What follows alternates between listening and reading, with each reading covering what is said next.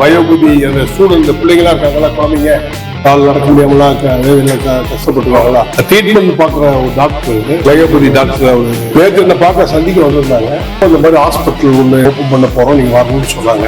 அந்த ஸ்டூடெண்ட் இதான் first time நான் பார்க்குறேன். பார்த்தா ரொம்ப மனசு ரொம்ப வருத்தமாக இருக்குங்க. இந்த குழந்தைகள்லாம் பார்க்கும்போது இந்தியாவில் வந்து எல்லா ஸ்டேட்ல இருந்து இந்த குழந்தைகள்லாம் இங்கே வந்து ட்ரீட்மெண்ட் எடுத்து சரி பண்ணிட்டு இருக்காங்க. சில குழந்தை நடக்கிறதெல்லாம் லைவ்ல பார்த்தேன்.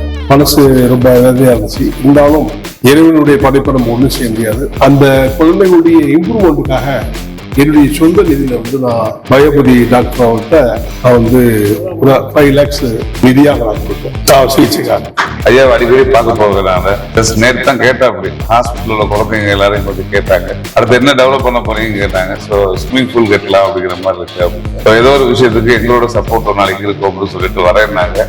வர வரைக்கும் எனக்கு கடைசி வரைக்கும் சர்ப்ரைஸ் தெரியாது. ஒரு 1 hour முன்னாடி தான் சார் வரும்போது சொன்னாங்க. தேங்க்யூ.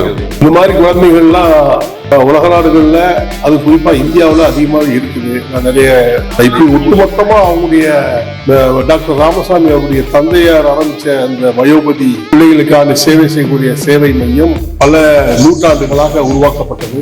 அவருடைய தந்தையார் காலமான பிறகு இதை திரு ராமசாமி டாக்டர் அவர்கள் எடுத்து நடத்தி இந்த மக்களுக்கெல்லாம் சுகப்படுத்தி அனுப்பக்கூடிய நிலையிலே நல்ல ஹாஸ்பிட்டல் வச்சிருக்காரு. எல்லாரையும் போய் பார்த்தேன். குழந்தைகள்லாம் ட்ரைனிங் பண்ணி கொடுத்துருக்காங்க. டாக்டர்ஸ், பிசியோதெரபி டாக்டர்ஸ் எல்லாருமே பார்த்தேன்.